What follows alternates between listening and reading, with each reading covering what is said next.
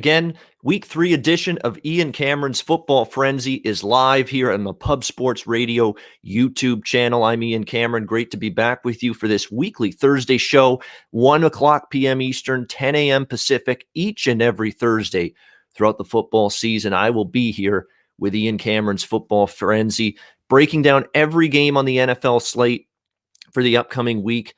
Already now into week 3 of the NFL season. We've got 2 weeks. 2 games have been played by each team, 2 games under the belt. Really starting to get a sense now of who's for real, who's looking really, really good, who might have some promise this season, who has some maybe surprise contending hopes. Arizona's a team that sticks out to me as someone that's looked extremely good in the first 2 weeks that maybe not a lot of people talked about as being an upper echelon NFL team this quickly, but certainly they've shown signs. There's definitely been teams that have disappointed. Minnesota Vikings are one team that clearly stands out in that department. They had playoff aspirations. They had NFC contending hopes coming into this season, and they have played anything but like a contender so far this season. So lots to break down. We welcome in everybody to the show. Thank you to everyone. Boston Nick, welcome, my friend. Still remember good times last year down in Miami, us and the entire crew. It was a lot of fun. But NFL week 3, last week was pretty good for me. It was better than week 1 from a betting standpoint. Week 1, I was pretty conservative with my selections and my wagers. My bankroll was very, very scaled it back for week 1. Just didn't want to go too heavy with, no preseason for these teams, a limited amount of training camp. I just had some concern.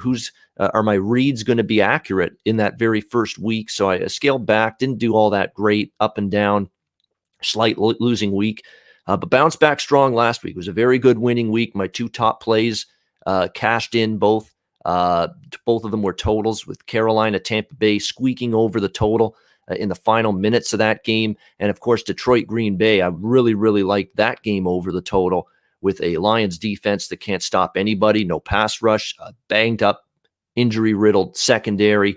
Aaron Rodgers picked it apart, but the Lions offense still capable of putting up points of their own, and they were able to as well. So that game was an easy over-the-total winner last week, Packers and Lions. Those were my top 2 plays. They both cashed in, so it was a really, really good NFL week 2 overall. A couple other winners that we had. We had Jacksonville plus the points. We had Jacksonville, Tennessee over the total.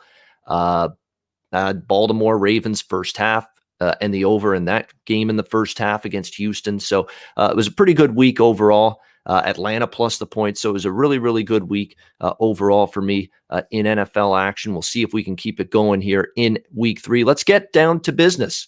Let's not waste any more time. Let's not look back on what happened. Let's look back on what we can expect to happen moving forward. Starting with Thursday Night Football. It's the Florida battle, I guess you could say, the Miami Dolphins and the Jacksonville Jaguars. Current number has Jacksonville a 3-point favorite here at home, and this total's just taken one-way action upward. This total opened as low as 44 at the very beginning of when these lines were opening, which is usually Sunday night for the following week in the NFL. This total was as low as 44 in some spots. Now, those didn't last long. Quickly went to 45. 45.5, 46s were there Monday, but those were gobbled up. Then it got up to 47, 47.5. It was there for a while. And now we're seeing 49 with the total. And if you read the Miami Dolphins injury report on defense coming into this game tonight, you can kind of understand why the over's taken a lot of money here. This is a defense that's ravaged right now, particularly in the secondary. They could be down both of their starting cornerbacks tonight for this game. It's already been confirmed that Byron Jones isn't going to play. He's been ruled out due to injury. Xavier Howard is no sure thing to suit up and see the field tonight for the Dolphins. And if he does, is he going to be 100% to make, when you got to cover good receivers down the field, you want to be able to have full mobility. Will he have? That's the question. Some injuries along the defensive line as well for the Miami Dolphins. And this is a Miami Dolphins defense that, to be honest, when they've got everybody, when they have all hands on deck, it's not necessarily an elite stop unit by any stretch of the imagination, even with everybody healthy. And you saw what the Buffalo Bills did against this Miami defense last week. Josh Allen picked them apart in the passing game. It was a huge day for Beasley and John Brown, and of course Stephon Diggs in the Buffalo Bills passing game. Just shredded that Miami secondary in that game. And I'll say this about Jacksonville. Gardner Minshew is fearless. He is an ultimate competitor, and he has been, believe it or not, one of the most accurate quarterbacks in the NFL through the first 2 weeks of the season. You may think, Gardner Minshew? Really? Yes, really. He's completed 75.4% of his passes. Think about that, 75% completion rate. You're doing something right when you've completed that percentage of passes early on. You're being accurate. You're making good decisions with the football. He's been very efficient throwing the football for the Jaguars. And on paper, this skill position group doesn't look like it's anything special, no question. But on paper, based on the name brand, there's no big names on this group offensively in terms of their running backs or their wide receivers. But James Robinson's developing into a pretty good running back. He's been able to catch the football out of the backfield. He's had some big gainers on the ground running the football for the Jaguars. The wide receiving core, I think, has been pretty solid. DJ Chark, Keelan Cole, the young man out of Colorado who had a really good college career, Laviska Shenault, has made some plays as well for his quarterback so far this season. They brought in, of course, Tyler Eifert from the Cincinnati Bengals in the offseason. This guy just can never stay healthy. That's been his problem throughout his whole career, but he is a very good tight end if he can, not avoid injury and be able to stay on the field and produce. So it's going to be interesting to see how that goes. Yeah, DJ Chark is questionable. We'll have to see if he's able to go. Last I read, they were expecting him to be on the field and play in this game tonight. So unless something's changed, unless he's had a setback in terms of his injury going into this game, but they were expecting him to play earlier in the week, the Jaguars, and that chest injury that he's dealing with. But they say he was moving in the right direction to be able to play tonight. So I'm expecting him to play, but you never want to rule it out completely. Miami, on the other hand, look, it was a Ryan Fitzpatrick kind of game. He made some mistakes. He took some sacks. He had a bad interception, but he also chucked the football around and moved the ball. And he ran a little bit as well. It's the typical Ryan Fitzpatrick game. You get some good, some bad, but there was a lot of good for Miami against a really strong Buffalo Bills defense on Sunday. Moved the ball, pretty impressive. Having Devontae Parker available was big as well. I mean, there was a time prior to the game last week against the Bills, it wasn't looking like the prospects of him playing were very high going into that game, but he did play. Preston Williams had a good game. Mike Gesicki, this is a guy that if you're interested in player props tonight in this Dolphins-Jaguars game, and I do like throwing out some player props when we're talking about this Thursday night primetime game on the show because it's the first game, it's standalone game. People may want to sprinkle on some player props. Ryan Fitzpatrick's locked into this guy. They've had good chemistry, good cohesion. He's being targeted quite a bit in the passing game, and he's been really strong in the first 2 weeks of the season for the Miami Dolphins, the tight end out of Penn State. Mike Gesicki's done a really good job so far, making plays and helping out his quarterback, Ryan Fitzpatrick. Clearly, they've got some cohesion going between the two of them. So maybe Gesicki, something you want to consider here over his receiving yards and maybe over receptions tonight because he's definitely developed some rapport here with Ryan Fitzpatrick. Jacksonville, as I mentioned, I like what I'm seeing from their offense, but this defense really is not good. I mean, they're not getting much of a pass rush. Their own secondary, talk about Miami's secondary getting absolutely blitzed last week by Buffalo. That's now 2 weeks in a row against Indy and especially last week against Tennessee. That's what was impressive about Tennessee winning that game last week against Jacksonville. They actually did everything they could to negate Derrick Henry's impact on the game. That was Ryan Tannehill. That was the arm of Ryan Tannehill. That was the passing game of Ryan Tannehill that shredded the Jacksonville defense last week. And that's definitely something you got to be a little bit concerned about because, to be honest with you, Miami's been more of a throw the football team so far with Fitzpatrick than they've been a running team. I mean, their running back core, it's okay. They're trying to go back and forth between Gaskin Howard and Matt Breida, came over from San Francisco. But they're definitely a team that's going to throw the football a little bit more. I'm on the over in this game, and I actually got it late. I only jumped on the over at 48, so I didn't get the 44 or the 45 that was out there earlier in the week. But as soon as I saw these injury reports, this cluster injuries for Miami in the secondary, defensive line a little bit banged up, and then you look at Jacksonville 2-0 to the over this season.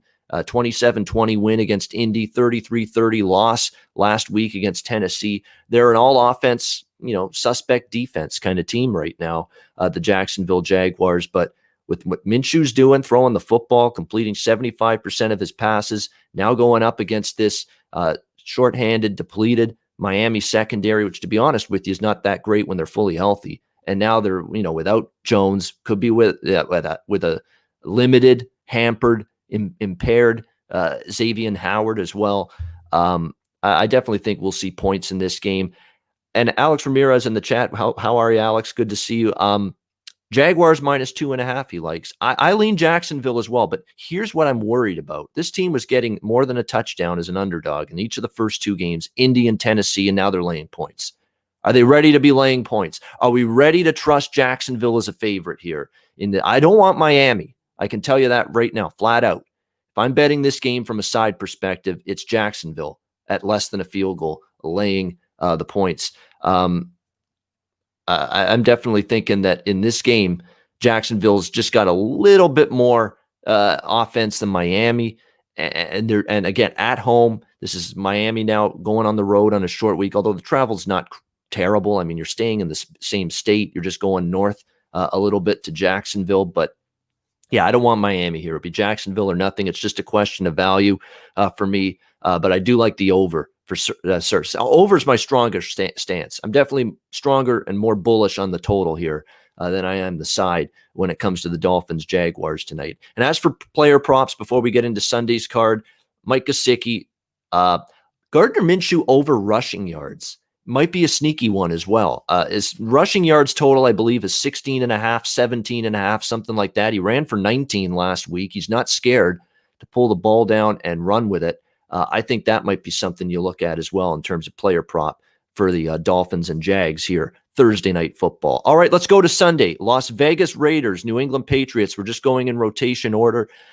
New England 6-point favorites, 47.5 the total. Let's give Cam Newton credit. Chris Collinsworth, if you were watching Sunday Night Football, Patriots Seahawks last week, he said it a couple of times during the game, saying that was about as good as I've seen Cam Newton throw the football in a very long time. I agree. I don't know if I've seen Cam Newton throw the football that well. He was pinpoint. He was razor sharp with his accuracy. He was moving the football, and a lot of it was through the air. A lot of it, was him keeping the football. They've allowed him to run. He just looks healthy. And he would tell anybody that would listen to him in the off season with, I'm training hard. I feel good. My body's in good shape. I'm healthy. I'm the healthiest I feel for the first time in years. And definitely you're looking at a Cam Newton that looked rejuvenated, new surroundings, breath of fresh air, with a new team, new organization, an organization that's been able to breed a winning culture over the last 2 decades. Definitely, you got to give Cam Newton a lot of credit. That was a very impressive game from him last week offensively against the Seattle Seahawks. The question is, can he do it now against this Las Vegas Raiders team? And Las Vegas Raiders team stopped the presses here, 2-0, straight up and against the spread to begin the season for the Las Vegas Raiders. We'll give them a bunch of credit. Been a nice start to the season for them, and we'll see if they can keep it going here. Very impressive win against the New Orleans Saints. Now, you could say New Orleans just didn't play well. I get that. But, you got to give the Raiders credit. They played well. I don't know how the hell they put up 34 points in that game, because you look at it, they were losing offensive linemen left and right. They were already down one starting tackle. Another starting tackle left the game.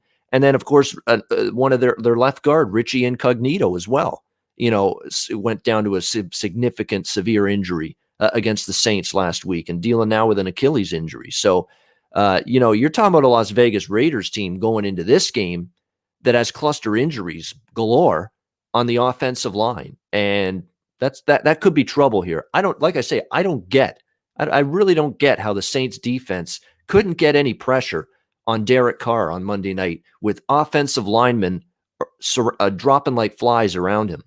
I really don't. It's hard to believe. The Saints just a bad game defensively. I mean, the penalties were an issue. They took a lot of penalties as well. But I'm going to do that a few times. Las Vegas is going to end up, down to a couple of starting offensive linemen, tackles, guards. You're down to backups now at multiple positions along that offensive line. And still they were able deep into the fourth quarter to move the ball, Derek Carr, and put up points against what was supposed to be a really, really good New Orleans defense. It was a little bit shocking to see that. But now the question is it going to continue here? For Las Vegas, from a scheduling standpoint, a situational perspective, you can't love the spot for Las Vegas. They're coming off Monday Night Football. Now they got to go on the road, face New England, early start game. We'll see how they fare. It is worth noting they fared well in their first game of the season, which was an early start game, traveling on the road out to the east. But that was Carolina. It was a new coach, new coordinators, new system, new scheme, new quarterback. Not a lot of time to gel in the offseason and put everything together. And Las Vegas won that game, but they squeaked it out. It wasn't like it was a convincing win for the Raiders, 34-30. Probably going to be a little bit tougher here against the New England Patriots here. A Patriots team that, their secondary, I think, really, really strong. When you can line up Devin McCourty and Stephon Gilmore as your corners, that's pretty impressive, in my opinion. The key for me is going to be their defensive line, because the defensive line, the linebacking core, a couple of key departures from that group, from both of those levels of the defense from last year's team, personnel losses from last year. So that's going to be the thing for Las Vegas. This could be a game where I think Josh Jacobs really running the football could have success. And usually Josh Jacobs is a guy I look more toward receiving yards with props than rushing yards. But I think this has definitely got to be a game where, with an offensive line that could be a little bit compromised, get some confidence in this group. Don't put Derek Carr in obvious passing situations where the pass rush of New England might be able to tee off against what could be at least a shorthanded Raiders offensive line. Commit to running the football. I think the Raiders do want to run the football. John Gruden has really made no secret about it. He wants the run game to be part of this offense here for the Raiders. So to me, this is a game where Josh Jacobs running the football, it's going to be important, because I think that's the one area where New England can be a little bit susceptible, is against the run. Good running backs might be able to get down. It's going to be tough to throw on them with McCourty and Gilmore manning the two starting cornerback spots. But I think running the football probably going to be more of that area where the Raiders are going to look at maybe exploiting the Patriots from a defensive standpoint. It's a really, really interesting game. I don't want to back Las Vegas here. I know they're off to the nice 2-0 start, but now they got to go on the road against New England. New England off a loss. Now we know Brady and Belichick together off a loss was a very strong long-term profile. Now Belichick minus Brady, can he still be as good coming off a loss? But yeah, it's from a spot perspective, it's definitely New England, no question. I mean, purely a spot perspective, you got Las Vegas off a big win on Monday night against New Orleans, going on the road now, facing a Patriots team back home, trying to bounce back off a really, really gut-wrenching loss to Seattle, stopped on the goal line on the final play of the game. So there's no question about it. The spot is a good one for New England. It's not a good one for Las Vegas. But at the same point in time, I'm not rushing to lay 6 here with New England here against this Las Vegas group, which has impressed me. So it's a lean for sure toward the home favorite for me, but it's not a game I've pulled the trigger on yet. May not be one that I bet prior to the game. Look, I know Las Vegas has been in some shootouts, and I had Las Vegas circled as an over team coming into the season. They've lived up to that. 64 points in the Carolina game, 58 points combined in the New Orleans game on Monday nights. Two games that flew over the total. But I think they try to run the football a lot more. They do have a banged up offensive line. The New England defense, capable here, I think, in this one to maybe give Las Vegas a little bit more trouble. So as much as I've circled Las Vegas as an over team, I'm not sure I'm going to get back to the over here in this game, especially 47.5. Very tough number, because that's a pretty high number for New England. And you're not going to get pace from New England. They're methodical. They get to the line pretty slowly. the Cam Newton keeping the football a lot of times. That's going to chew up a lot of clock as well. So it's a really tough call for me from a totals perspective in this one. Just a lean for me right now with New England. By the way, in terms of totals, very important to note this: 20-12 to the over, 63% so far in the first 2 weeks of the regular season. So you've had 20 overs, 12 unders in the first 2 weeks of the NFL regular season, and the average total points in NFL games through the first 2 weeks of the season. How about 50.3? 50.3 points per game on average in NFL games so far this season. So there is no question. Offenses have been ahead of defenses. It's the lack of a proper training camp, no preseason, looks like it's impacted. Tackling is really shoddy. That's where I really notice it. Tackling has been poor.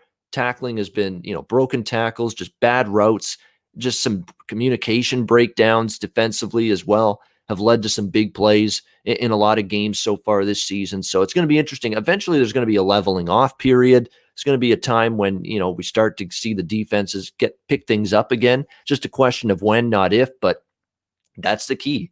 If you think it's going to take another week for the defenses to really improve and step up, then maybe you look at some more overs this week. But so far, 20 overs, 12 unders in the first 2 weeks of the NFL season, with an average of 50.3 points per game so far here in the NFL games to this point. LA Rams, Buffalo Bills. We've got Buffalo minus 2.5, 47 the total in this game.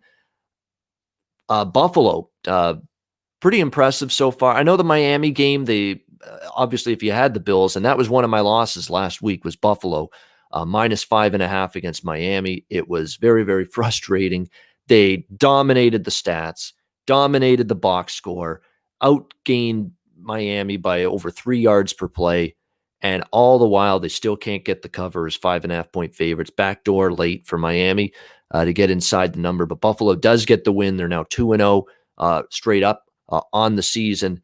And what I like from Buffalo last week is, last year there were times in close games. What are you going to get out of Josh Allen in terms of the big play, the big pass, making the big play for this team offensively in a close game to help his team win? Sometimes we saw him come up short in those scenarios. Well, last week, Miami was charging at them, making a big run, making a good run, and there's Josh Allen with the big pass play in the fourth quarter, giving the Buffalo Bills some separation, going up by 2 scores, and that was essentially the touchdown that won them that game last week against Miami. Look, the Buffalo defense was not good last week, and that was surprising to me. That was especially because I thought their D-line would completely overwhelm Miami's bad offensive line, or at least below average offensive line. But I got to give Miami's offensive line credit. I thought they did a solid job. They gave Fitzpatrick time.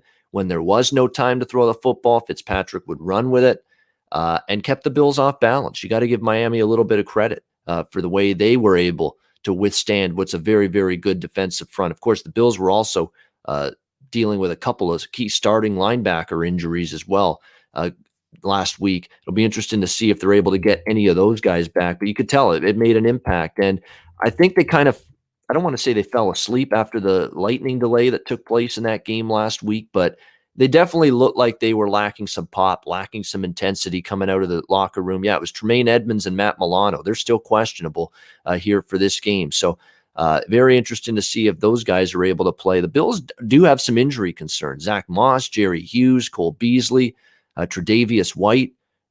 They're all on the injury list. They're all questionable, but from what I'm reading, they think most of those guys are going to be in and good to go on Sunday against the Rams. But again, until it's confirmed, you're never ever quite sure.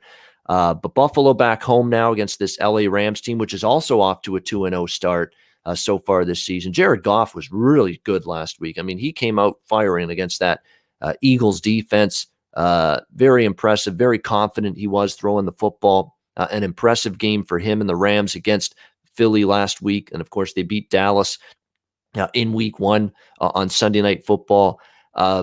Here's the concern, though, for the Rams. This is now going to be their second game, though, on the East Coast. And they didn't stay in the East following the win against the Eagles. They actually opted to travel all the way back to LA after the Philadelphia game, and now they're going to have to fly all the way back out east to Buffalo for this game on Sunday. Whereas we'll get to San Francisco later on, who played the Jets last week and are playing the Giants this Sunday.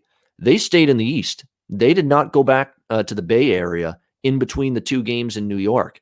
They stayed East. That's definitely significant. And that's a worry if I'm backing the Rams here in this game. This spot's not a great one. I don't like it. I don't like seeing that when teams from the West have these two East Coast road games in a row, but they decide to go back home for a bit in between the two games. That's a troubling thing for me a little bit here. And a lot of people are going to say the Bills are 2-0, but they beat just the embarrassing New York Jets, and then they beat the Miami Dolphins. That's nothing impressive. I'll counter that by saying the Rams, they beat a Cowboys team that was lucky as hell to beat Atlanta last week. They probably should be 0-2. That's trying to adjust to a new coach, some changes along the defense, which still to me isn't that good for Dallas, and a Philadelphia team that's looked awful in the first 2 weeks. Those are the two Rams wins. So I understand criticizing the quality of victories the Buffalo Bills have had the first 2 weeks. I understand it fully. But let's not act like the Rams have beaten some two great football teams or two great juggernauts here in the first 2 weeks of the season. Dallas has not looked good. Philadelphia has looked horrendous. They lost to the Washington football team, in week 1 of the season, the Philadelphia Eagles. Let's not forget that either. So I think this is going to be a challenge here for the LA Rams. And when I look at this, I look at Buffalo at home, better scheduling spot for them than it is for the Rams. And I've still got questions about this rebuilt Rams defense. Rams defense lost a lot of pieces from last year's team. It didn't necessarily show up against Dallas. It did show up last week, but they're just fortunate that Jared Goff and the offense performed at such a high level that the defense allowing Carson Wentz and the Eagles to move the football a little bit didn't come back to haunt them. I don't want the Rams here. I'm on Buffalo in this game, laying less than a field goal. I think this is going to be a challenge. I've still got the Bills power rated higher than the Rams right now. And look, I've got the Bills power rated higher than the Rams right now. Bills are laying less than a field goal at home. If I think the Bills are the better team and the Bills are at home and laying less than a field goal, I have to take Buffalo. Simple as that. It just means there should be value in my mind, and I think there is here in this one. Again, Jared Goff was great last week on the road, but again, Philadelphia is in a world of hurt right now. They've had to deal with injuries. Their defense has been absolutely pathetic in the first 2 weeks. This Bills defense isn't pathetic, and I've got to basically see Jared Goff play well on the road 2 weeks in a row, and now see him do it against a much better defense than the one he faced last week. Let's see if he can do it. I'm not convinced. I like the Bills. As long as they're less than a field goal. If it gets to 3 or higher than that, there's no way I would endorse Buffalo at the same confidence level. But at less than a field goal, give me the Bills there to get the win and the cover. Houston, Pittsburgh. Look at the Houston love. Pittsburgh rather opened 6-point favorites in this game. They're all the way down to 3.5 or 4 in a lot of spots, but some 3.5s out there. Bet Online has Pittsburgh minus 3.5 right now in this game. The total 45 here. And Houston falls into one of those 0-2 teams straight up and against the spread that is going to attract people's money. There's this, I don't know if this, I don't want to say syndicate, because it's just this group of people that year in and year out in the NFL, after a team starts 0-2, they buy into the notion of, well, week 3, this team is desperate. There's a sense of urgency. They need to win this game. Let's bet them because they can't afford to go 0-3. Well, I think you can't afford to go 0-3 if you're not playing well on offense, if you're not playing well on defense, if you're poorly coached, if you've got locker room dissension and turmoil. And I'm starting to get the sense we're seeing that with this Houston Texans team, that there's not a whole lot of harmonious love going around this team right now. And if you saw the body language of this team after the loss against Baltimore last week, and J.J. Watt's comments after the game, frustration, anger, just basically calling out his team, for playing as poorly as they have. Now, to Houston's defense, before I completely throw them under the bus here, which I love doing because I think Bill O'Brien is a complete buffoon. I've said that multiple times over the years. Before I throw them completely under the bus, they did play Kansas City and Baltimore in their first two games. The two teams that are likely going to end up playing each other in the AFC Championship game. I mean, Kansas City and Baltimore, to me, they're 1-2. They're 1A, 1B in the AFC for me in terms of my power ratings right now. Like, nobody's even close to the Chiefs. Nobody's close to the Ravens right now in the AFC. Then you got the next tier in the AFC. Buffalo would be part of that next tier. Maybe Pittsburgh would be part of that next tier. The Chargers might be part of that next tier of teams. Indianapolis potentially part of that next tier. Tennessee part of that next tier. But they're in their own group, and then Houston or Kansas City and Baltimore are just leaps and bounds ahead of them. They're in their own stratosphere right now in terms of the AFC pecking order. So I will give Houston. I will cut some slack for Houston. You played Kansas City. You played Baltimore. You can't ask for two tougher opponents to begin a football season than that. I understand that. That doesn't mean I think that all of a sudden they're going to flip the switch and get it going. I don't like anything I see. I don't like anything I read. It's negative. It's negativity coming out of Houston. It's players griping. It's the coach not having a clue how to make proper adjustments and get a team ready to play. There's not a lot to like right now. Now, if you're betting Houston and you took them, if you got the +6, good. That's a good number actually. But if you're still betting Houston now at +3.5 and just saying, oh, they're 0-2, they're due for a win, 0-2, and the 0-2 ATS and straight up teams, there is a long-term angle. Let me bring it up here and read it off here. I'm going to have to see where it is right now. It makes sense. The 0-2 teams have usually been a pretty solid bet in week 3 because, the desperation factor, and they know if they go 0-3, their chances of making the playoffs are few and far between. So there's a belief out there with a lot of bettors that the 0-2 teams are good bet on teams in week 3 because they need the wins. They've got to try to bounce back, and they're desperate. So we'll have to wait and see if that's the case here with Houston. They fall into that trend. I'll bring it up in a second. I'm still looking to find it here. Hold on one sec. It's coming. See, that's the great thing about doing a live show here. You got to check your notes as you go, but it's a strong angle. I just want to mention it because there's going to be a bunch of games that fall into this category. All right, here we go. NFL teams that start 0-2 ATS. All right, the teams that are 0-2 ATS here, 22-7 against the spread in their third game of the season since 2016. 22-7 against the spread. 75.9% for teams that are 0-2 ATS and playing in their third game. 22-7 against the spread. Those teams this week are Carolina, Dallas. Now, this is 0-2 ATS teams, not straight up.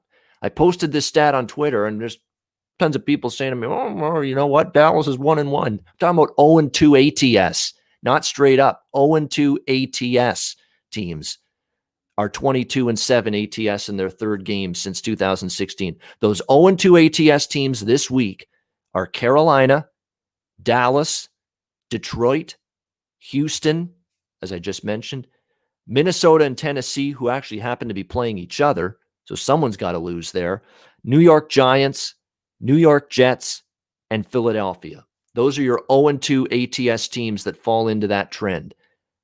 Yeah, it's great. 22-7 ATS. The point is there were still 7 losers.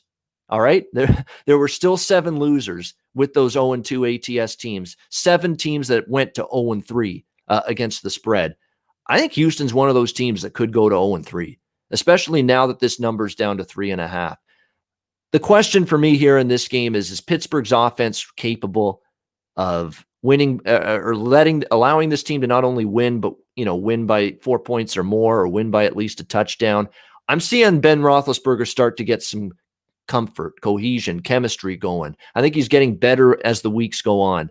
Juju Smith-Schuster had a great game last week. Deontay Johnson Chase Claypool, my fellow Canadian, huge touchdown catch and run last week against Denver. I think he's starting to get a little bit more in rhythm. I'd like to see James Conner run the ball better. Yeah, he's really struggled to get the run game going.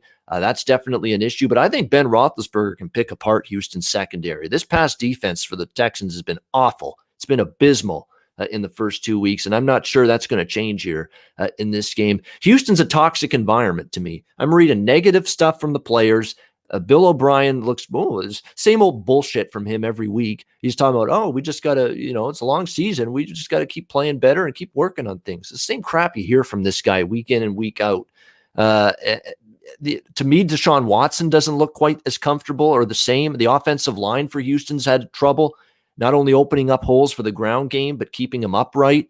He's got two receivers that are banged up and questionable to play in this game. You're talking about Houston needing guys to step up at wide receiver with DeAndre Hopkins traded to Arizona in the offseason. Well, Brandon Cooks is banged up. Will Fuller's banged up, questionable to play this week.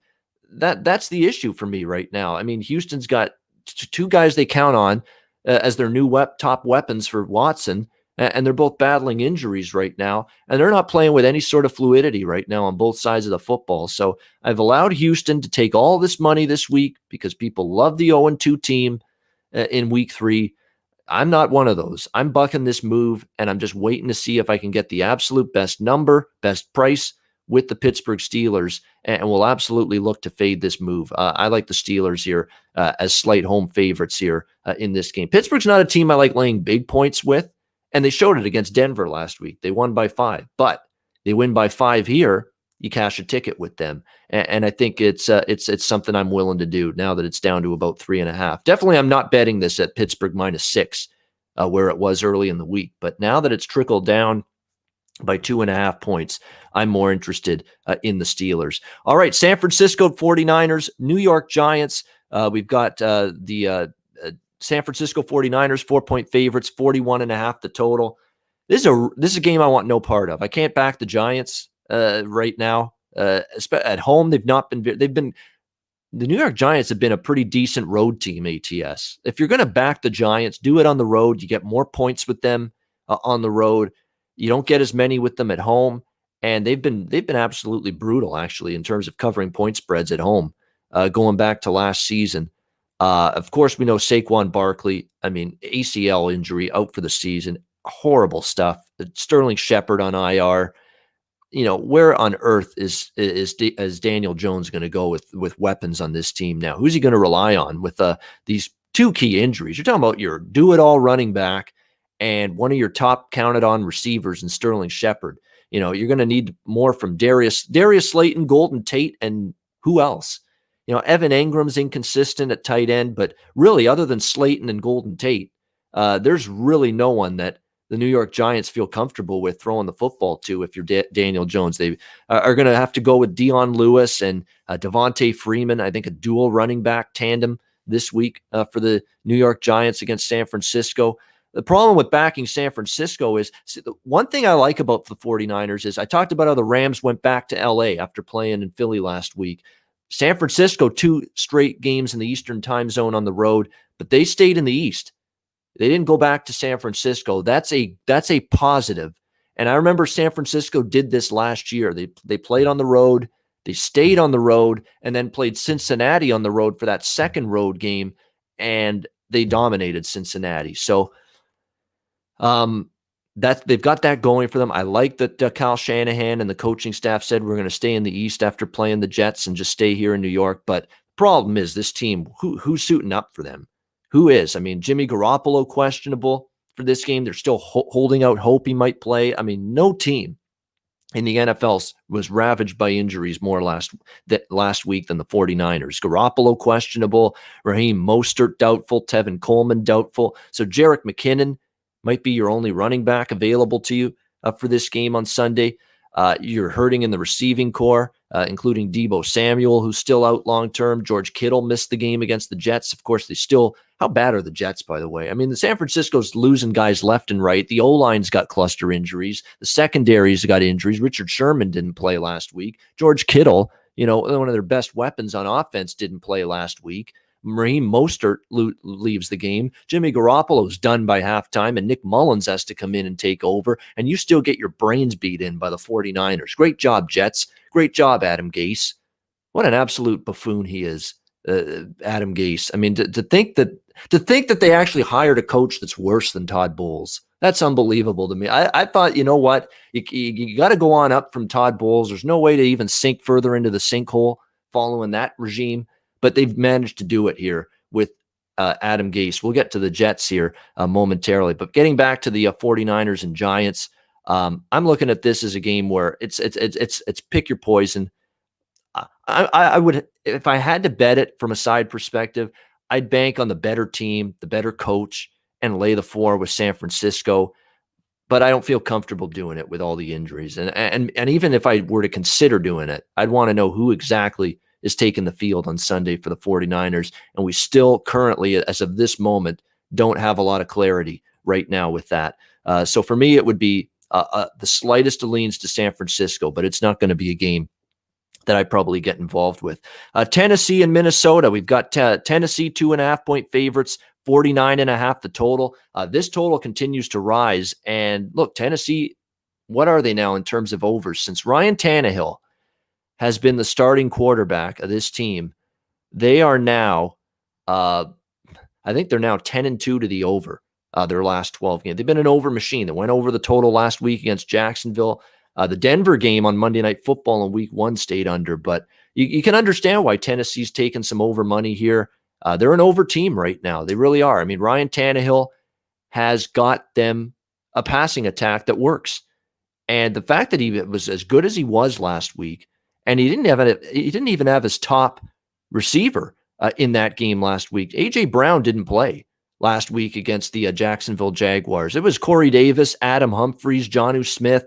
It was just other guys that were stepping up in the passing game for the Titans, and they got it done. And that was impressive to me. What was impressive to me as well is Jacksonville did everything they could to basically thwart Derrick Henry and his impact on that game. And most of the offense from the Titans came from the arm of Ryan Tannehill. He was that good last week against the Jacksonville Jaguars. And I think he can shred this Minnesota team, and he can do it through the air, just like he did last week against Jacksonville. This Minnesota secondary sucks, okay? It's absolutely awful. They can't. They lose the football in the. I don't know what it is, but they don't locate the football. That's cornerback play 101 is turn and locate the football, be in good position, play the ball, don't play the man. They're getting a lot of illegal contact, defensive holding penalties, pass interference penalties. It's just not a very good secondary. It's not a very good defense right now. And you think about it, Danielle Hunter went on IR early in the season. Everson Griffin's not there anymore. Where's the pass rush? Where's that ferocious front seven for the Minnesota Vikings that they've had throughout the Mike Zimmer era to get in the quarterback's grill and make life miserable for him? I haven't seen it from Minnesota this year. It's too much time for opposing quarterbacks to just pick them apart. And without a pass rush, and you've got a compromised, weak secondary, if you're not going to get a pass rush, you're just asking to get picked apart right now. If you're the Minnesota Vikings going into this game here. I mean, the defense has just been awful. And speaking of awful, that's the concern I have with the over in this game is Kirk Cousins and the offense did nothing. All right. Absolutely nothing against the Colts last week. It's been absolutely brutal for this Vikings team offensively last week against the Colts.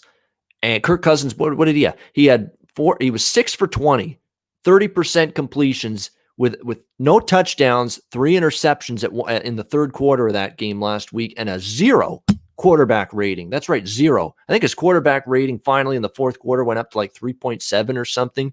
But absolutely a hideous play from this team. Their offensive line has not been the same. Pat Eifline, who's one of their better linemen, he's been battling injuries, and they're not the same when he's not fully healthy. They miss Stephon Diggs, clearly. Look at what he's doing in Buffalo with Josh Allen right now.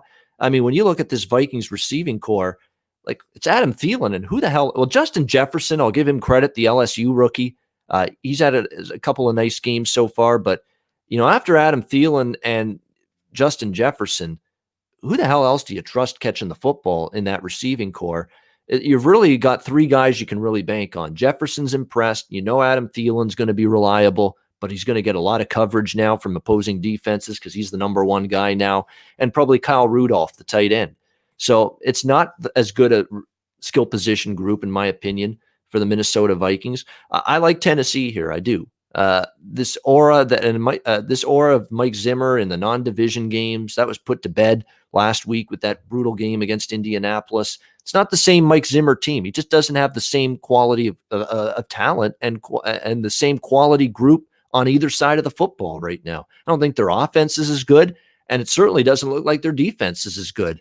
They're not getting a pass rush. The secondary is getting ripped apart, and you may think Ryan Tannehill is maybe a little bit of a step down from Aaron Rodgers and Phillip Rivers, the first two quarterbacks Minnesota's played, but not the way Tannehill's playing right now. He's playing with confidence. He's making plays in the passing game with his arm. I think he can do it again here and lead Tennessee to the road win. I like the Titans here as small road favorites. Washington, Cleveland. We've got Cleveland 7-point favorites, 44.5 the total. I'm definitely considering Washington football team in this game. I've stayed away from backing them in the first two games. I haven't bet their games at all, side or total, in the first 2 weeks. I want to get a sense of this team here in Ron Rivera's first year as head coach. A little bit of good, a little bit of bad from Dwayne Haskins in the first 2 weeks of the season. It's kind of what I expected. I think he is improved a little bit from last year. He's still got a long way to go. No question about that. He's not a finished, polished product yet, but he's definitely making strides forward for this Washington offense. I like the defensive line, no question. They've been able to get some pressure, but the times they've not gotten that pressure and the O-line for the opposing team has been able to stand up in pass protection and give quarterbacks time to throw the football like Arizona did with Kyler Murray last week. That secondary is still very, very, very sketchy for the Washington football team. And we saw that last week in the game against Arizona. So that's why that defensive line, which is really, really strong across the board, it's vital that they get that pass rush, they get home, because the back end defense in the back seven, not exactly a shutdown, lockdown pass defense group whatsoever for the Washington football team. Question is, why I think Washington's got a puncher's chance to be competitive in this game. Washington's going to be one of those teams. They're going to be a point spread value team every week because they're thought of as one of the weakest teams in the NFL. But I'm seeing effort level. They did beat Philadelphia in week one. I know they lost straight up in ATS last week against Arizona, but they had to go on the road out west. And Arizona, I don't penalize any team for losing to the Arizona Cardinals right now. They are, to me, a team to be reckoned with. I sang the praises of Arizona as a sleeper team in the NFC West to maybe even win that division. Why can't Arizona win that division right now? Explain. Why can't they win it? Seattle's got flaws. San Francisco's got some flaws, and they're injury riddled right now. I don't think the Rams are, definitely locks to just run away with this division. Why the hell can't Arizona compete in this division? I think they can. And so Washington losing last week to Arizona, I don't think that is a huge, I don't dock them marks or penalize them for losing that game. And I'm going to dare Cleveland to win by more than a touchdown, because they're laying a full 7 here in this game. I'm going to dare Baker Mayfield and this Browns team to beat somebody by more than a touchdown. They couldn't do it last week. Now, they probably deserve to get the point spread cover. They moved the ball up and down last Thursday night against Cincinnati, against the Bengals defense. And but the Browns defense, Joe Burrow made plays consistently. And it's not like Joe Burrow was stretching the field and throwing the ball deep downfield a lot. A lot of it was dink and dunk, short to intermediate passing. And somehow the Browns just weren't reacting to it all that well. That's definitely a concern. So I haven't bet it yet. I'm waiting.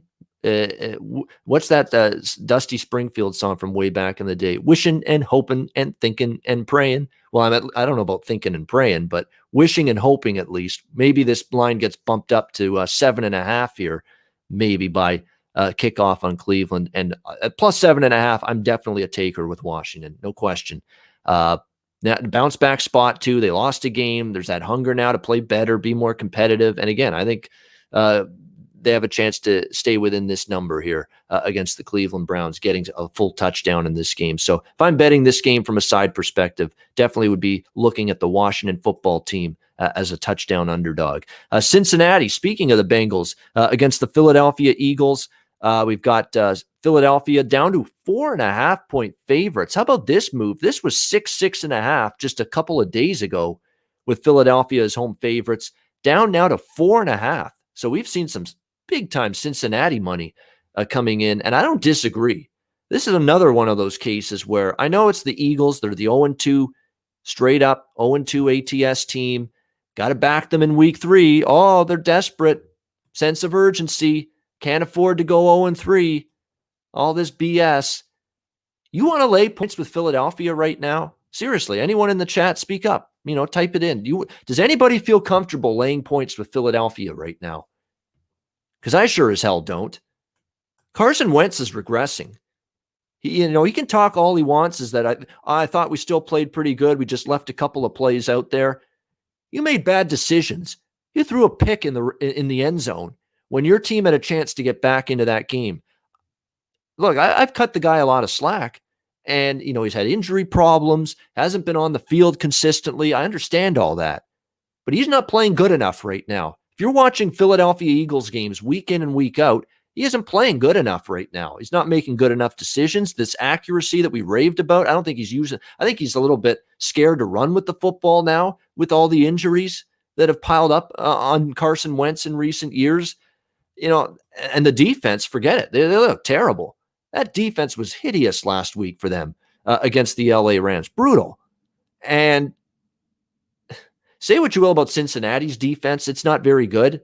They lack a pass rush. You can run the football on them. But again, do the Eagles have a dynamic running back group right now? Miles Sanders and Boston Scott?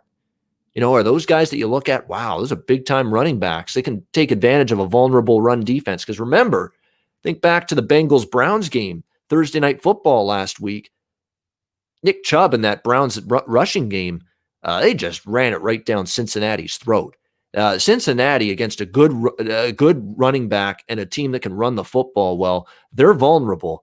I don't know if Philadelphia is that team. Boston Scott and Miles Sanders, they're going to have to show me that they can take advantage of the biggest weakness of Cincinnati's defense, and that's their run defense. On the flip side, though, Joe Burrow has shown he can play and make plays, and he's not scared of anything. And what I like about this team, losing ticks him off. That's another thing that I like. He talked about it after the Chargers game when they lost on the last second field goal. This is an 0-2 Cincinnati team, but they have played well, and it's a situation where I think for the Cincinnati Bengals, you've got a situation where you've got a guy like Joe Burrow that hates losing. He's talked about it 2 games in a row. I hate losing. I don't like it. I haven't lost multiple games in a row like this at any time throughout my football career.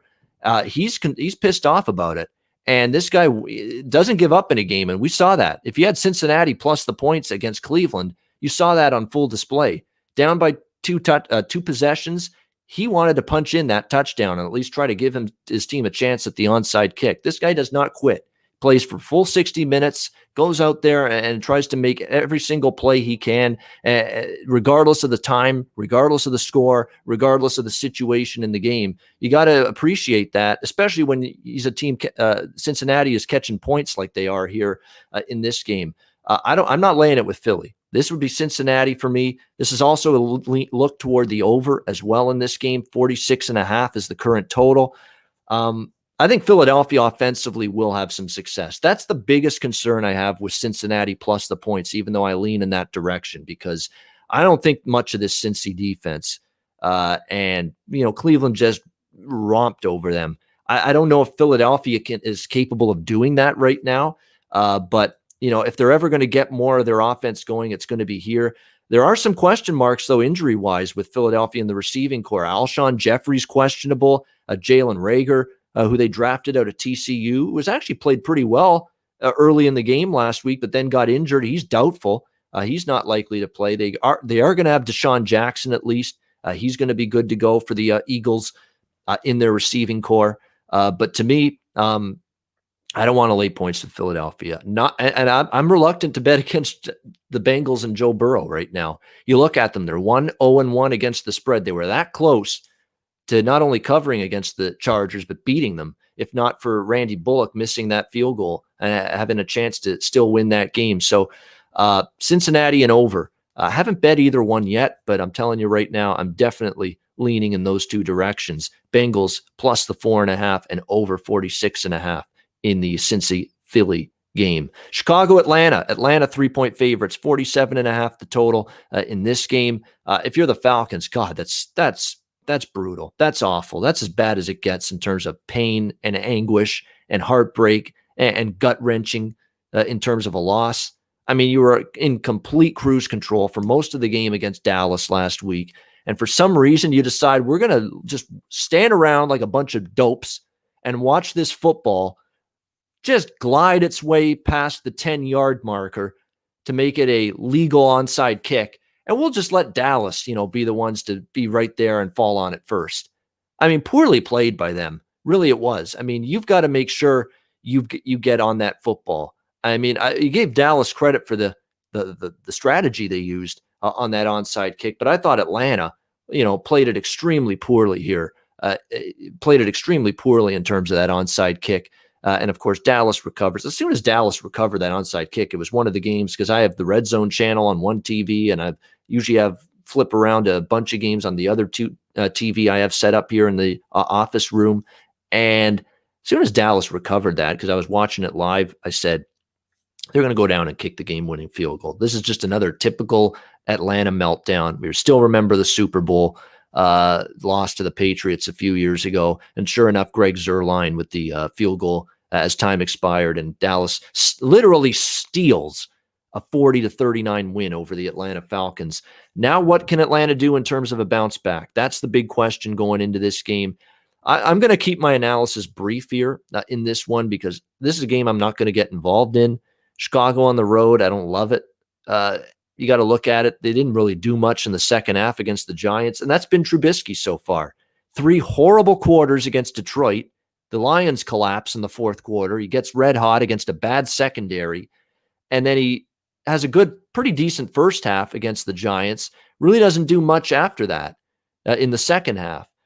So he hasn't put together 4 good quarters of football yet, and I'm always worried that if you're going to have these instances where you're struggling to sustain drives, keep the offense on the field. Say what you will about Atlanta's defense, which has looked bad so far, but they've still got Matt Ryan and Calvin Ridley and Julio Jones and a very dynamic offensive group that if you're struggling to sustain drives, eventually for as good a defense as Chicago has, you're going to get worn out as the game goes on, and eventually there's going to be some instances where Atlanta could take advantage of a defense that's on the field too much.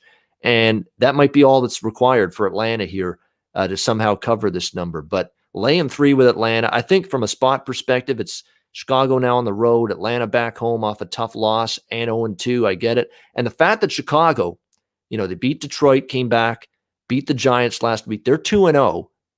Atlanta now 0-2, and yet Atlanta's favored.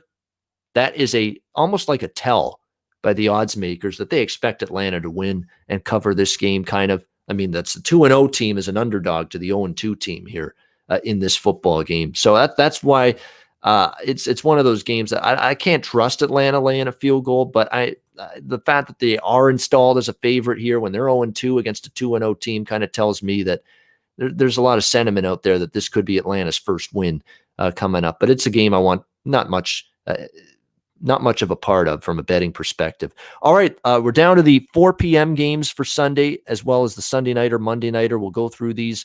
New York Jets, Indianapolis, 11-point favorites. Indianapolis, 44 the total. Look, that's an incredible amount of point spread value now on the Jets for them to be an 11-point underdog. I get it. And they're one of those 0-2 straight up 0-2 ATS teams that are going to have some people interested. I can't and I will not be back in the Jets, even getting all those points. No way. This team is now, after last week, after what I saw last week, I saw enough out of the Jets to make them my single worst team in the NFL in my power ratings after last week. They are the worst. They're at the bottom of the NFL after last week, as far as I'm concerned. They're lower than Washington. They're lower than Miami. You go on down the list. They are my worst team in the NFL right now, the New York Jets. It's everything. It's the fact that you can't even put your can on the damn couch as a Jets fan to watch that game and get comfortable. You can't even sneeze. You can't even rip a fart. You can't even take a sip of your beer mug without Raheem Mostert running down the sideline for an 80-yard touchdown on the first play of the game. You talk about being ill-prepared. That set the tone for that entire game for the New York Jets last week against the San Francisco 49ers.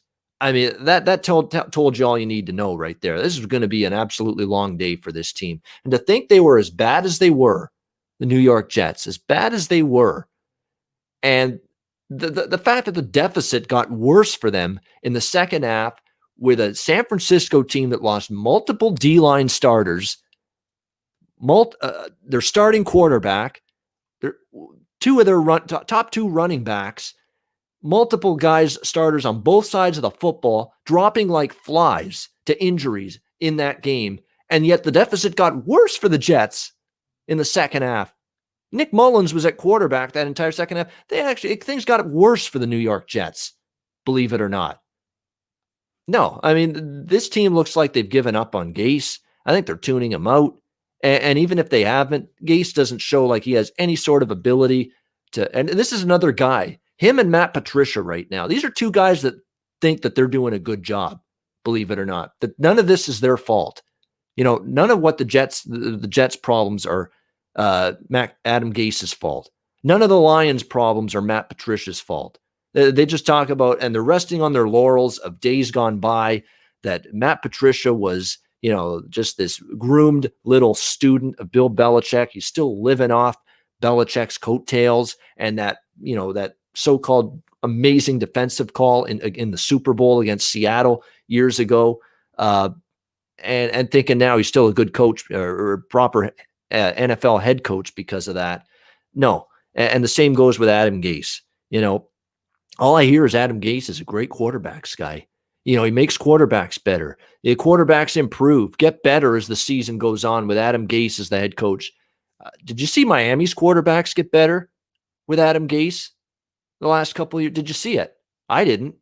Have you seen Sam Darnold progress and get better? In the time that Adam Gase has been with the Jets, have you seen improvement from the quarterback play? I have not.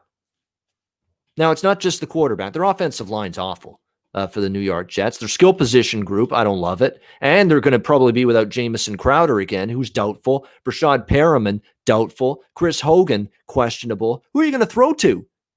Who the hell are your receivers? Braxton Berrios, a rookie out of Miami. He actually might be a pretty good player in this league, but he's a rookie. He might need some time. And Josh Malone, that's what we're looking at?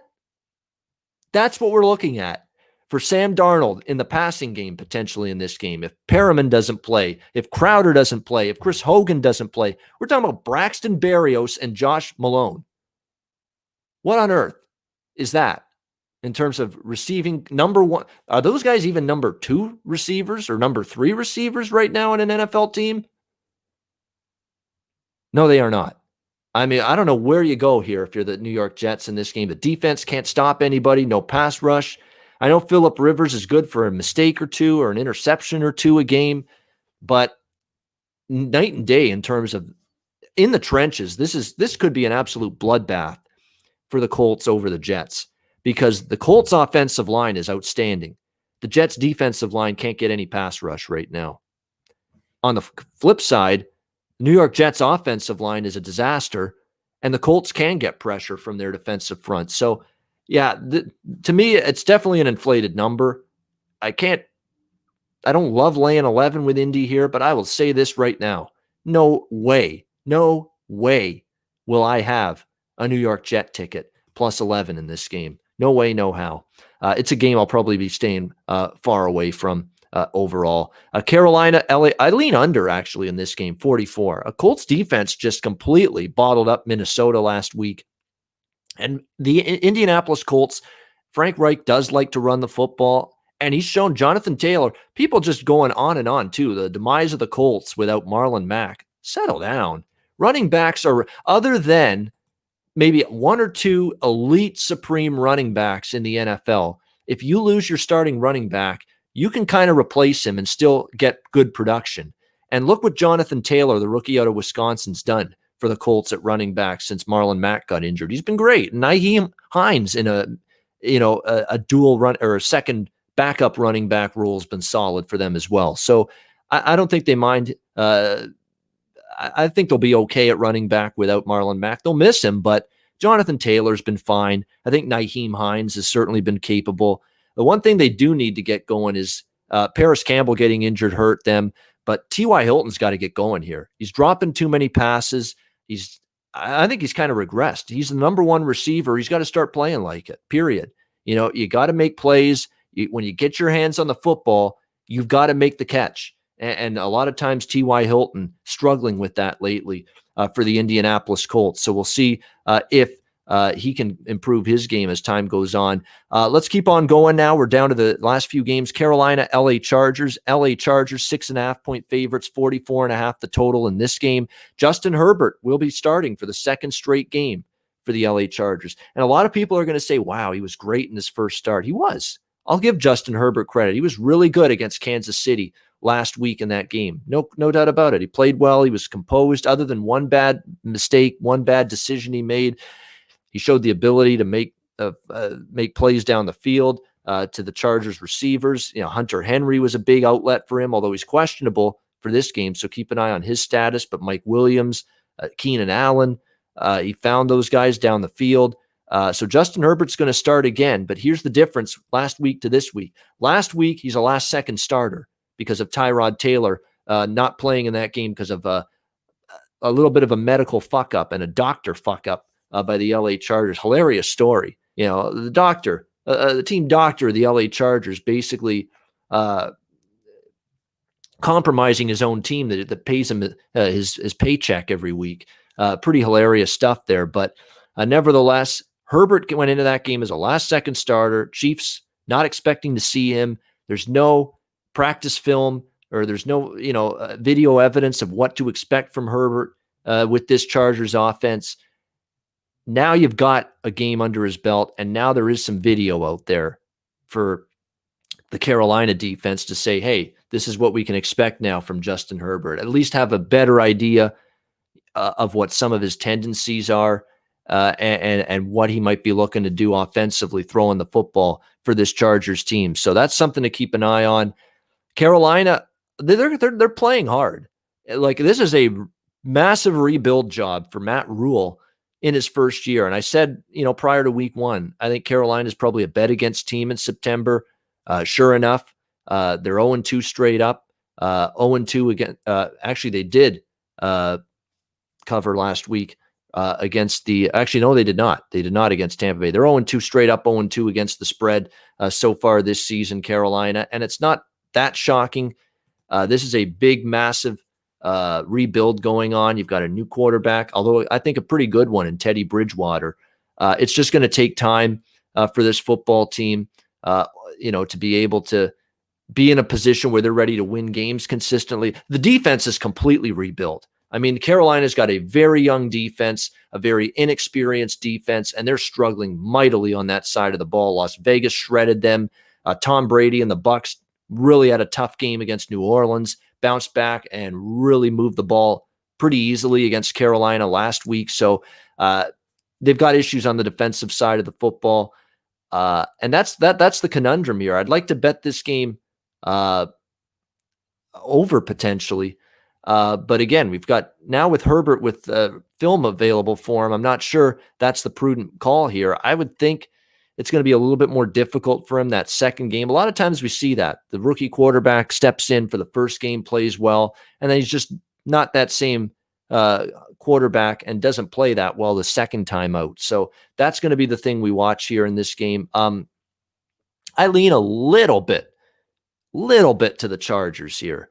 6.5-point favorites here at home, but probably not in love with it. I think the Chargers, if you're to be quite honest, I think they win the game. I think their defense is really good. I thought what they did against the Chiefs for most of that game was outstanding. Let's not forget, Patrick Mahomes and the Chiefs offense went nearly 3 quarters last week, not doing much of anything offensively. You know how hard it is to keep Pat Mahomes and that Chiefs offense contained for almost 3 quarters, and yet the Chargers were able to do that. So I'm looking at this as Chargers as a teaser. And I do play the 2-team 6-point teasers every now and then. They're a perfect candidate because you could tease them down to just, laying a half a point from 6.5, because I do think they win the game. If you bet teasers, I think the Chargers are a decent teaser candidate and a decent teaser choice for this week. Detroit and Arizona. Arizona 5.5-point favorites, 55 the total. I'm on the over in this game. I know it's a very, very high total, 55, but it may not be high enough. The Lions don't have a pass rush. They have a secondary that's banged up beyond belief. Desmond Trufant didn't play last week in that secondary. Okudah, the rookie, hasn't been able to be consistently on the field yet for this team. There's another cornerback as well that they rely on that's also injured and didn't play against Green Bay. And what happened with those injuries in the secondary? Aaron Rodgers picked them apart. I mean, he just destroyed that Lions pass defense, did whatever he wanted throwing the football last week. Why can't Kyler Murray and think about how Kyler Murray, DeAndre Hopkins, Christian Kirk, and even Larry Fitzgerald, who has proven he's still got something in the tank for the Cardinals, what could they possibly be capable of against this bad secondary that's banged up beyond belief right now? It's scary to think about the possibilities of just how much the Arizona Cardinals passing game could torch this Detroit team through the air once again in this game here in this against the Lions. On the flip side, though, the Lions offense, it was good last week against Green Bay. They couldn't keep up for a full 4 quarters with the Packers because the Lions weren't getting any stops. At least the Packers got a couple stops against the Lions. But, Matt Stafford has played pretty solid this year. You can't blame him really for any of the losses. The defense collapsed against Chicago. The defense was non-existent against Green Bay last week in the 2 losses. I think they've been able to run the football better with Adrian Peterson's looked revitalized. He's ran the football well. Kerryon Johnson as well. Marvin Jones, Danny Amendola have been good at receiver. TJ Hawkinson's been amazing at tight end. There's weapons. There's some talent here on this Lion offense, and they might be able to take a summer Galladay, or a fall, I should say. We're into the fall now. A fall Galladay in this game. Take a trip with Kenny Galladay possibly returning. Now, it's not confirmed yet, but the Lions are very much hopeful they'll have Kenny Galladay back on the field after missing the first 2 games, and that's big. I mean, he is a big playmaker down the field in the passing game for Matt Stafford. If they can get him back, that's significant. I think Arizona's defense has definitely improved. They played well against San Francisco in week 1, but keep in mind, San Francisco O-line injuries. San Francisco, had some receiver injuries as well. Last week against Washington, you're dealing with, Dwayne Haskins and an offense that's still trying to find their footing. Detroit is going to test Arizona's defense maybe more than, especially more than last week, that they more than they were tested last week by the Washington football team. So a very, very high total. But again, we're seeing Detroit in back-to-back shootouts to begin the season. The Green Bay game flew into the 60s last week. I think we get high 50s, even possibly 60s in this game.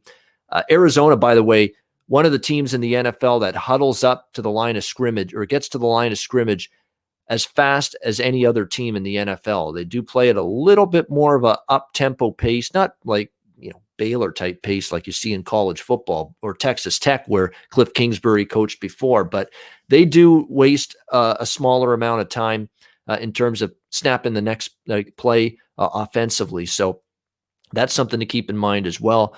From a side perspective, I don't know.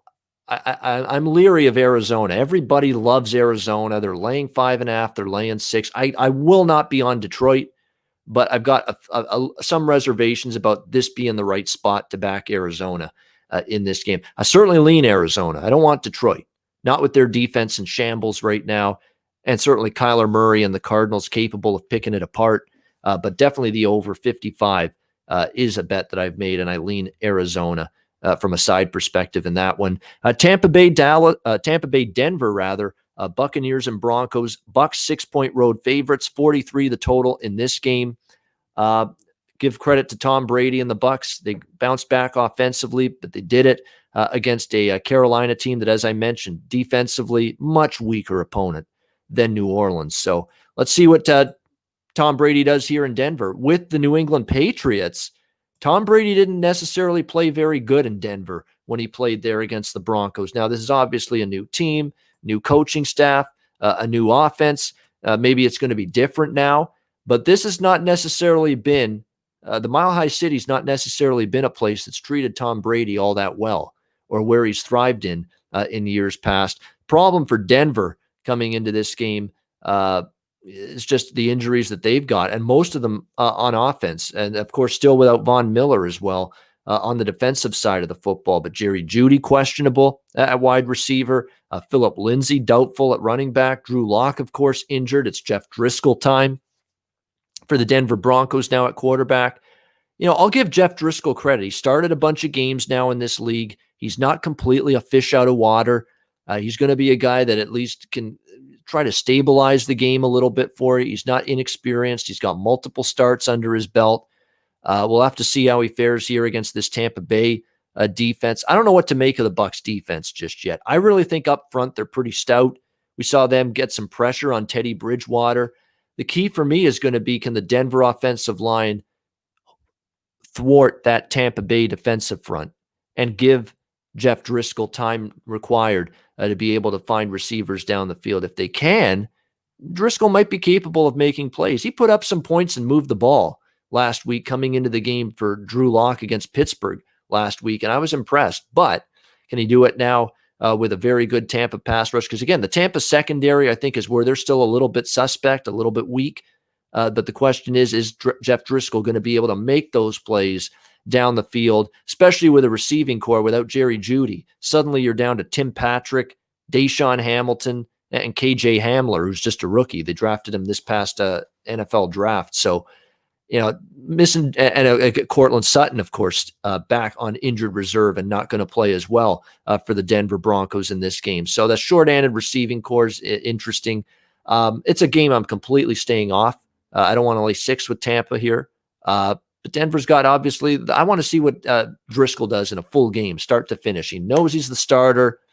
The opposing team knows he's the starter, so they can game plan adequately and sufficiently against Jeff Driscoll, whereas last week he's just coming into the game unexpectedly when Drew Lock went down due to injury. So it's a game I want to sit back and observe, and we'll use what we see maybe moving forward. Dallas, Seattle. Seattle 5-point favorites, 55.5 the total. Another high total in this game, but you can understand why. Cowboys certainly showed that explosiveness offensively last week against the Atlanta Falcons, rallying back for the win. When you've got Amari Cooper, you've got Zeke Elliott in the backfield, you've got CeeDee Lamb, who I thought had a breakout performance for the Cowboys in his rookie season last week for Dallas. Michael Gallup. Dalton Schultz has actually filled in pretty well at tight end for the injured Blake Jarwin. This is definitely a Dallas offense that's got the ability to score points, but do they have the ability to stop anybody? That's a big question now. There did no pass rush, especially early in the game against Matt Ryan and the Falcons last week. Their linebacking core without Van Der Esch is a little bit shorthanded, and now they lose one of their starting cornerbacks. Awuzie got injured last week for the Dallas Cowboys, Chibodi Awuzie, and now he's not going to be available for them in the secondary for this game. That's trouble against, a Russell Wilson caliber quarterback. To me, Russell Wilson's number 2 quarterback in the NFL. It's Mahomes, and then it's him. And I understand some people will still say Brees and Rodgers and Lamar Jackson. He deserves to be right up there too. But here's the thing. A lot of people are saying, I think Mahomes 1, Russell Wilson 2. And I say that because Russell Wilson has had as little around him to work with more than any other quarterback. He's had a patchwork offensive line for years in Seattle. He's had decent, at best, decent skill position talent around him, especially at receiver. Doug Baldwin was his number 1 receiver for years. Are you kidding me? And look what he's been able to do. He's been able to turn water into wine every single season with this Seattle offense, with not a great offensive line, with skill position talent that doesn't match up with what some other teams have. And yeah, there he is, still playing like a beast, making plays with his arm, with his legs, making winning plays, rallying the team, being a leader, not only on the field, but off the field as well. You can tell he's a leader. He's got that aura to him. That's why he's my number 2 quarterback in the NFL right now. And he's playing at that level like it right now for the Seattle Seahawks. It's Mahomes and Wilson, 1-2. Jackson might get there eventually, but to me, Jackson laid an egg in the playoff game against Tennessee last year. That stands out to me. I don't want to hear about, a great regular season last year. Hell of a start this year for Lamar Jackson in the 2 games that they've played against Cleveland and Houston. He's played great. He's been excellent. But to me, at some point, I want to see the playoff success that Lamar Jackson, I want to see the playoff success at the level that Lamar Jackson's had the success in the regular season. And that's what I'm waiting on for him. And that's why he's not in my top 2 quarterbacks in the NFL yet. Not that he can't be or he won't be at some point, but I've got to see that in terms of playoff success for Lamar Jackson moving forward. So to me, it's Mahomes and Wilson. Dallas I don't know how they're stopping Seattle. I really don't. And I'd be scared to death to bet the under. I talked about it earlier in the show. 20-12 to the over in the first 2 weeks. NFL games are averaging just a little over 50 points per game so far this season. Now, I know there's a high number. This is not 50 now. This is 55.5. I get it. But I'm not saying I'm betting the over for sure, but I sure as hell am not looking at the under in this game. No way, no how. And let's be honest, Seattle's defense, kind of garbage last week. Even though they won that game against New England and survived, give them credit for the goal line stand. It was a really good, job holding the fort at the end to survive and hang on to beat New England. But for most of that game, Cam Newton was doing whatever he wanted. And that has me thinking that Dallas might be able to have some offensive success here in this game as well. So I'm hoping this total ticks down just a bit. Some people will say 55.5 is just a bit too high, so I get other value. But definitely from a totals perspective, it's over or pass. From a side perspective, it's really, really tough. It's a really good number. I don't trust Dallas. I lean to Dallas here because they're good in the road dog role. They're bad as home favorites. They showed it last week. They're better as road underdogs. That's where they're at their best and have been at their best for years. ATS, this Cowboys team. But even getting 5 points, I mean, I don't know if their defense is going to match up all that well with Russ Wilson here. So it's a lean to Dallas and a lean to the over, but I haven't bet either yet. We'll see if I get there before kickoff on Sunday, but that's where I'm leaning in that big 4 o'clock matchup, Cowboys and Seahawks. All right, we're down to the primetime games for Sunday and Monday. Sunday night football, Green Bay Packers, New Orleans Saints. New Orleans 3-point favorites, 52.5 the total in this game. Saints, poor game for them against the Las Vegas Raiders. It was really a sloppy game, a lot of penalties. The defense struggled against the Raiders, which was surprising because, again, the Raiders lost some offensive linemen going into that game. We'll have to wait and see how that goes. And it's going to be interesting. Chris Brady, Quandre Diggs will help in the back end. He was ejected early last game. True. And I do like what I've seen from Jamal Adams, the new Seahawk. He's played very, very well the first 2 weeks. And long term, that's definitely going to help that Seattle defense. No question, having Jamal Adams there. As far as this game, to me, I'm trying to make a case for New Orleans here, laying 3 against Green Bay. Look, Green Bay 2-0 to start the season, but who did you beat? Minnesota, who have looked hideous, in the first 2 games of the season, and Detroit, who are banged up beyond belief on defense and are extremely poorly coached. Matt Patricia's a dope. He's a complete imbecile. And he again didn't have any sort of proper game plan. This guy's supposed to come off as this great defensive mind.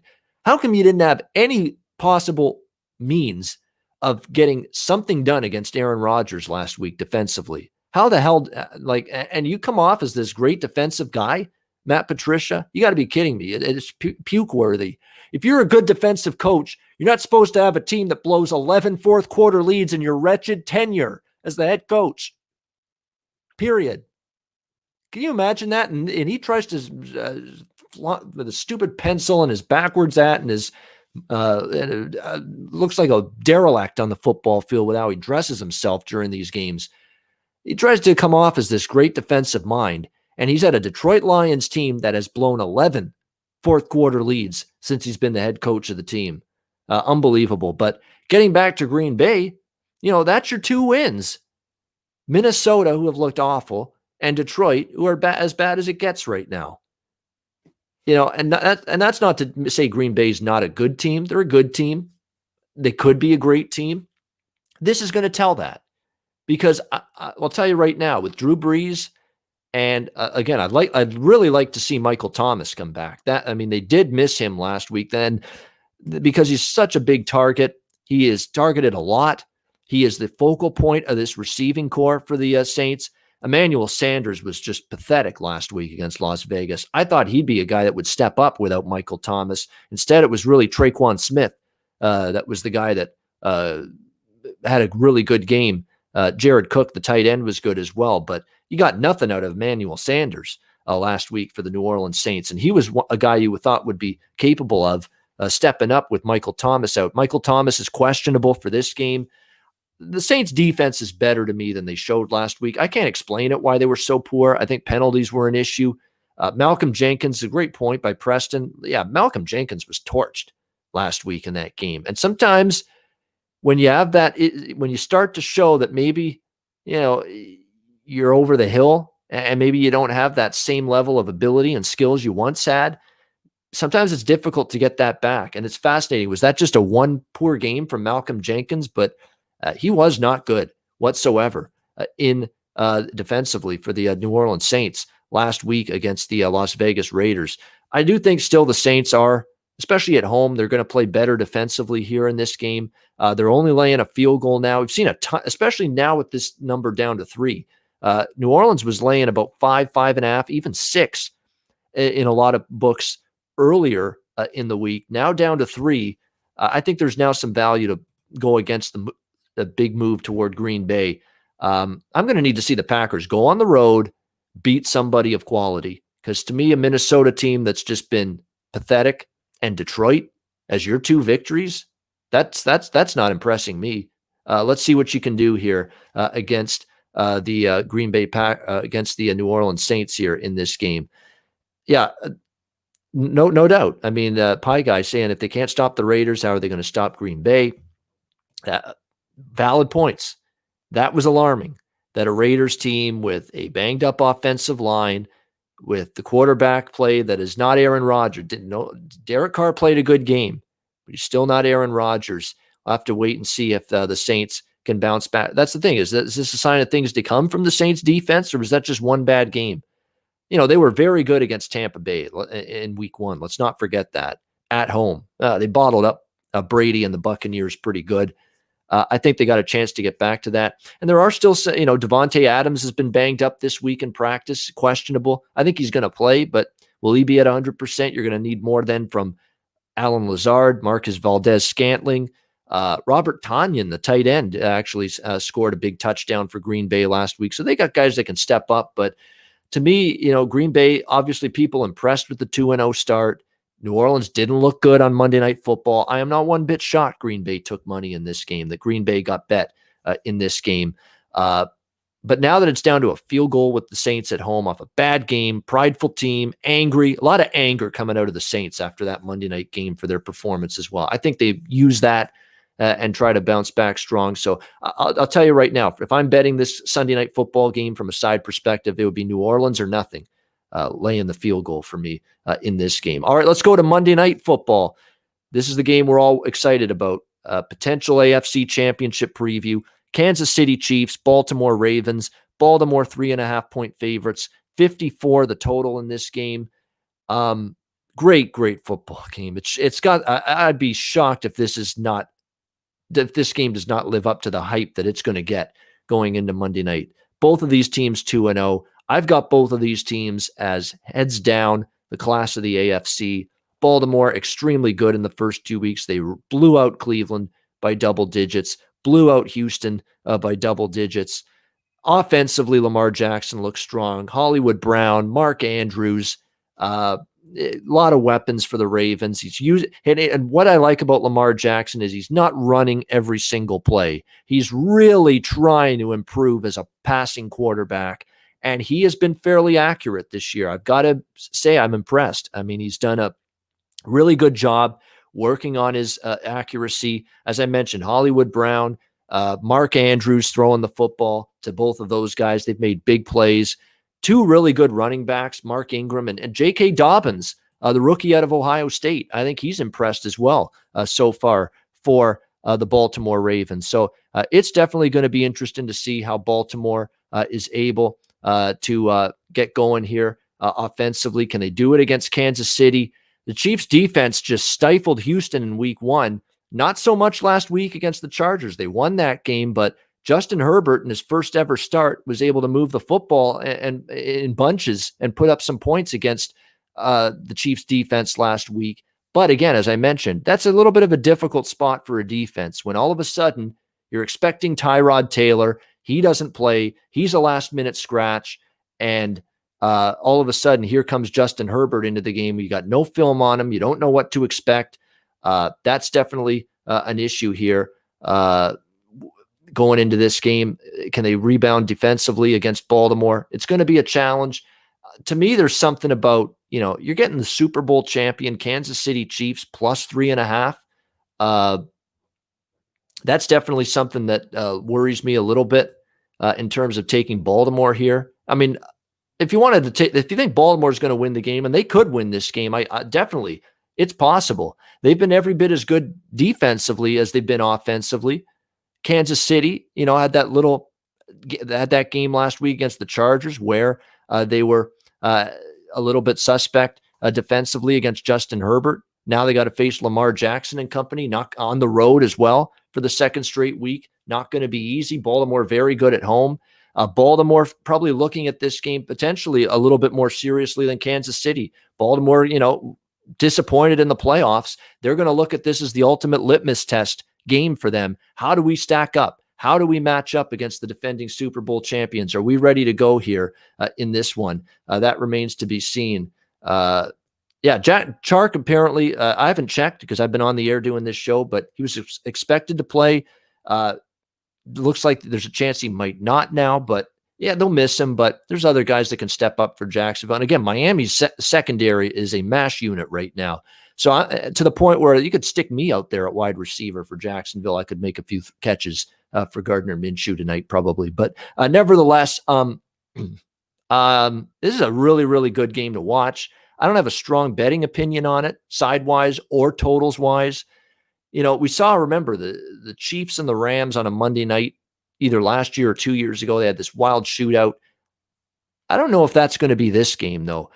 Keep in mind, Kansas City is now 2-0 to the under this year, and they keep giving Kansas City these big, high totals because of the explosiveness of the offense. But if you watch Andy Reid and the Chiefs' offense the last few weeks, they're running the football a lot more with Clyde Edwards-Helaire. And they're doing shorter to intermediate passes. I'm not seeing a ton of explosive big plays from the Kansas City offense. And if you're going to go over a total of 54 like we have for this game, you need some big plays to get there and to get that game up and over the total. So I'm shying away from this. I actually think it could stay under 54. I'm scared to death to bet it under the total because you got Mahomes on one side, Jackson on the other side, two electrifying quarterbacks. But I think these two defenses are being undersold.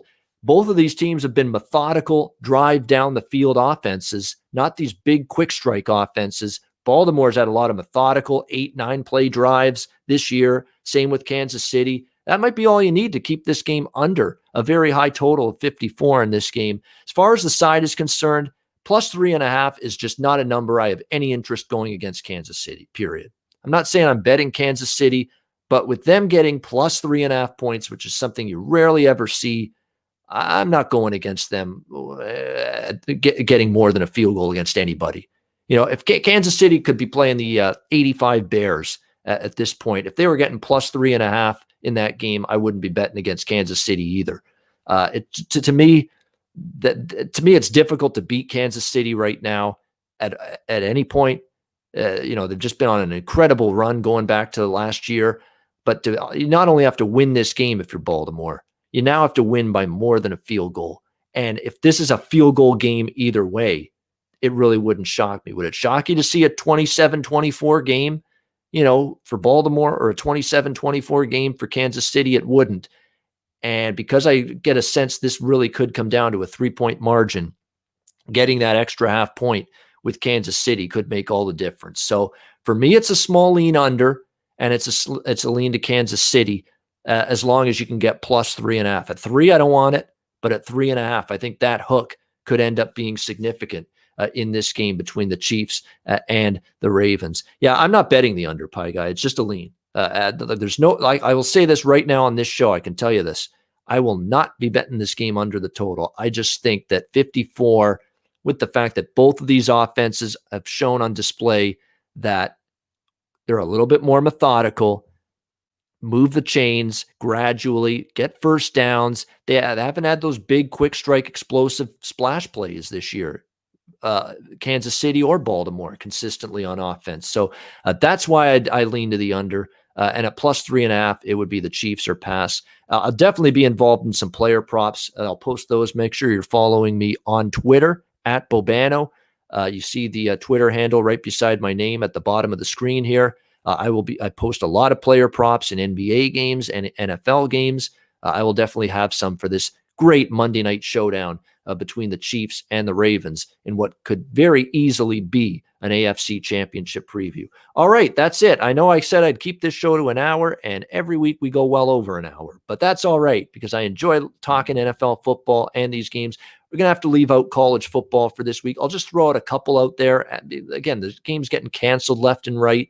Just throw out some leans right now. I like ECU and UCF over the total. I'm interested in Florida International plus 7 against Liberty. I think Liberty's overvalued after looking so good last week. Florida State, Miami. The total's dropping in this game. I'm going to wait for it to get as low as it gets and go over the total.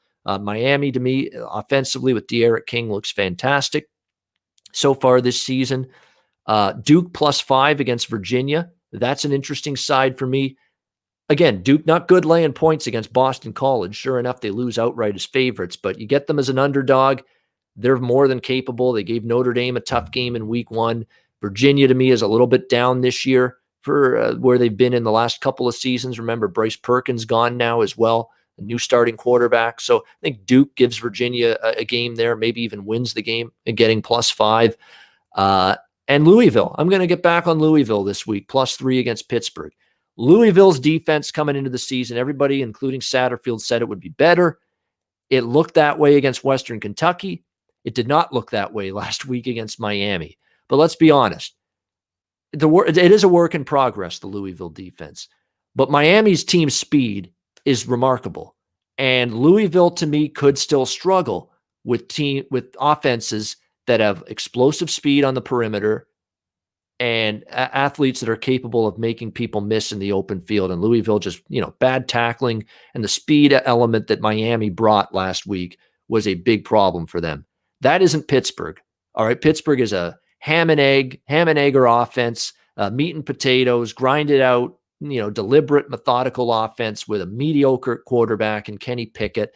They don't have the skill position weapons that Miami has. They don't have the speed on offense along the perimeter that Miami has. This is a much more manageable defensive matchup for Louisville. And you better believe that defense is probably come into play in this game. They probably felt embarrassed, giving up the points they did in the 40s to that Miami Hurricanes team last week in what was a big showdown game. Now you got Louisville catching 3 against Pittsburgh. Pittsburgh looked okay last week against Syracuse, but Syracuse offense is broken. Tommy DeVito is terrible. The offensive line is awful for Syracuse. Now they're facing Mikael Cunningham and a really explosive Louisville offense. It's going to be a much taller order for the Pitt Panthers on defense. I think Louisville wins the game outright. Getting plus 3 is just a bonus in that game. So those are some college football opinions and looks for me for Saturday as well. And that's going to wrap it up. This was indeed a football frenzy. We got through every NFL Week 3 game, threw out a couple college football opinions as well. Great show. Thank you to everyone for tuning in. Everybody in the chat. Too many of you to name. Thank you so much for tuning in and supporting. I'm likely going to have a special guest joining me on next Thursday's edition of the Ian Cameron's Football Frenzy to talk about the NFL Week 4 card. So stay tuned for that. Hoping we'll get this guest on the show and we'll be able to break down Week 4 action next week. But I will be here every single Thursday, 1 p.m. Eastern Time, 10 a.m. Pacific, live right here on the Pub Sports Radio YouTube channel with Ian Cameron's Football Frenzy. And we'll do this every week on Thursday afternoons during the football season, breaking down every NFL game from a betting perspective and throw in some college football as well. Thanks to everyone for tuning in. I appreciate it. Good luck with all of your wagers this weekend in the NFL and in college football as well. Thank you for watching. I will be back with you next Thursday, October the 1st, at 1 o'clock p.m. Eastern Time for another live edition of Ian Cameron's Football Frenzy presented by Pub Sports Radio. Thanks for watching, everybody. Good luck this weekend. We'll see you again right here next Thursday.